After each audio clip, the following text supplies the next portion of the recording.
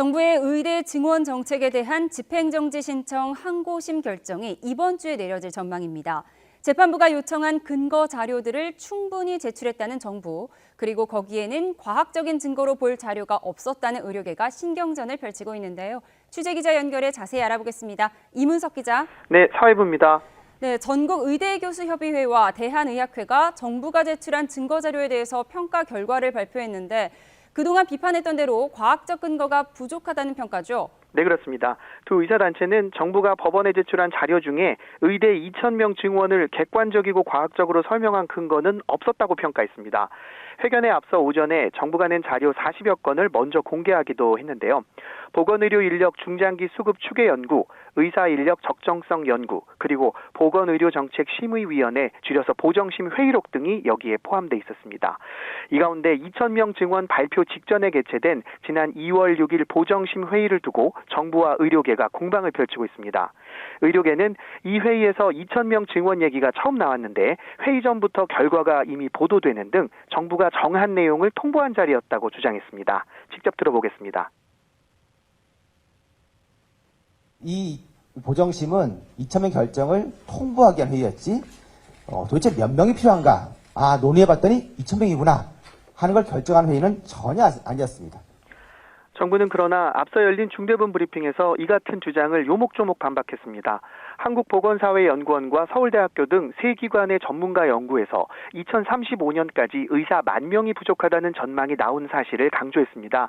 35년까지 10,000명을 늘리려면 5년간 2,000명씩 의대 증원이 필요해서 2,000명이란 숫자는 갑작스럽게 나온 게 아니라고 설명했습니다. 또 해당 보정심 회의에서 2,000명 증원을 반대한 의사위원 등 4명도 규모만 이견을 보였지 증원에는 찬성했다며 의료계의 무분별한 여론전을 삼가라고 요구했습니다. 전체 내용은 생략한 채 일부만 강조하는 등 왜곡 전달할 우려가 큰 상황입니다. 이는 여론전을 통해 재판부를 압박하여 공정한 재판을 방해하려는 의도로밖에 볼 수 없습니다. 네, 결국 정부의 의대 증원에 대한 근거 판단은 법원에서 이뤄질 텐데요. 어떤 결과가 나올 수 있을지 정리해 주시죠. 네, 앞서 항고심 재판부는 이달 중순 내로 결과를 내놓겠다고 했습니다. 경우의 수는 3가지입니다. 우선 1심처럼 원고의 소송 자격이 없다고 보고 각하를 내릴 수 있습니다. 다음은 집행정지 신청을 받아들이지 않는다는 기각입니다. 이 2가지 결정이 내려지면 정부는 예정대로 의대 증원과 배정 정책을 추진하고 한국대학교육협의회에서 발표한 2025학년도 모집 인원대로 의대를 증원에 뽑게 됩니다. 하지만 법원에서 집행정지 신청을 인용하면 얘기가 달라집니다. 재판부 결정에 따라 일단 의대 증원과 배분 정책을 멈춰야 합니다. 물론 정부가 결정에 불복해서 대법원에 재항고할 수 있지만 각 대학 모집 인원이 이달 말에 확정돼야 하기 때문에 물리적인 시간이 모자랍니다.